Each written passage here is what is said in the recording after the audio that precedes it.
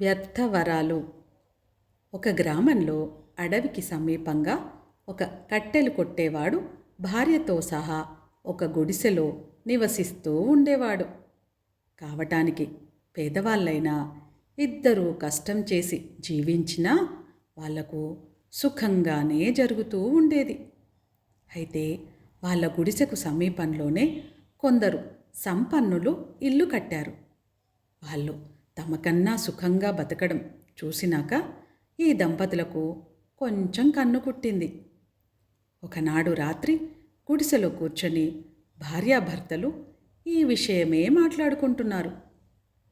కొందరు పెట్టి పుట్టుతారు, మనకు కూడా ఇంత డబ్బుంటే చక్కగా కావలసిందల్లా కొనుక్కొని ఎంత హాయిగా ఉండేవాళ్ళం అన్నది భార్య. నన్ను అడిగితే ఈ భాగ్యవంతులకు సుఖపడడం తెలీదు.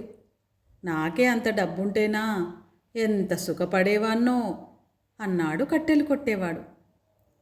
వెనకటి రోజుల్లో దేవతలు కనబడి కోరిన వరాలిచ్చేవాళ్ళుట. ఎవరైనా దేవత వచ్చి మనని వరాలు కోరుకోమంటే ఎంత బాగుండును అన్నది భార్య. ఆమె మాట ఇంకా పూర్తి కాకముందే ఆ గుడిసెలో అకస్మాత్తుగా ఒక స్త్రీ ప్రత్యక్షమయ్యింది. ఆమెను చూడగానే దేవత అని, మామూలు మనిషి కాదని తెలిసిపోతున్నది. నేను దేవతను, వరాల కోసం మీరు తహతహలాడుతున్నారు గనక మీకు 3 వరాలు ఇస్తున్నాను. ఆ పైన మీరు కోరవద్దు, వాటితో తృప్తిపడండి అని ఆ దేవత అంతర్ధానమైంది. ఈ సంఘటనకు నిర్ఘాంతపోయిన ఆ పేద దంపతులు దేనికోసం కోరుకోవాలో ఒకంతటా నిర్ణయించుకోలేక తికమక పడ్డారు. నన్నడిగితే మనం కూడా ధనవంతులమై గొప్పవాళ్ళలాగా ఉండాలని కోరుకోవడం మంచిదంటాను అన్నది భార్య. నీ మొహం, డబ్బున్నంత మాత్రాన రోగాలు రొష్టులు రావా? దొంగలు పడి చావగొట్టరా? ఆరోగ్యము దీర్ఘాయువు ఉంటే చాలా నయం అన్నాడు భర్త. బతికేం లాభం, బీదరికంతో మరింత కాలం తీసుకోవటానికా అన్నది భార్య. అది నిజమే, మరి ఆలోచించి మరీ కోరుకుందాం వరాలు అన్నాడు భర్త. భార్య వంట చెయ్యటానికి నిప్పు రాజేస్తూ, ఈ పూట కూరకు చేపలుంటే ఎంత బాగుండేది అన్నది. ఆమె అలా అనడమే తడవుగా పైనుంచి కొన్ని చేపలు ఆమె ముందు పడ్డాయి.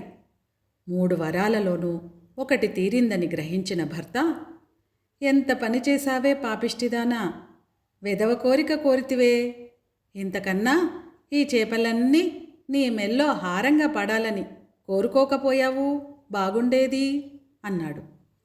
మరుక్షణంలో ఆ చేపలన్నీ ఒక హారంగా ఏర్పడి భార్య మెడను అలంకరించాయి. నువ్వు చేసిన నిర్వాకం మాత్రం ఏమిటి? నేనొక వరం పాడు చేస్తే నువ్వు మరొకటి పాడు చేశావు అంటూ ఆమె ఆ చేపల హారాన్ని తన మెడలో నుంచి తీయటానికి ప్రయత్నించింది. కానీ ఆ చేపల హారం ఆమె ఒంటికి అంటుకుపోయి ఊడి రాలేదు. భర్త కూడా దాన్ని తీయలేకపోయాడు. చీచీ, చేపలు కూర వండుకు తినటానికి కూడా లేకుండా చేశావు. ఇది ఊడి రాకపోతే నేను ఉరి పొసుకు చస్తాను. వరాలు లేకపోతే పీడపోయింది, ఈ అవమానం భరించలేను అన్నది భార్య. చేసేది లేక కట్టెలు కొట్టేవాడు తన భార్య మెడలోని హారం ఊడి రావాలని కోరుకున్నాడు.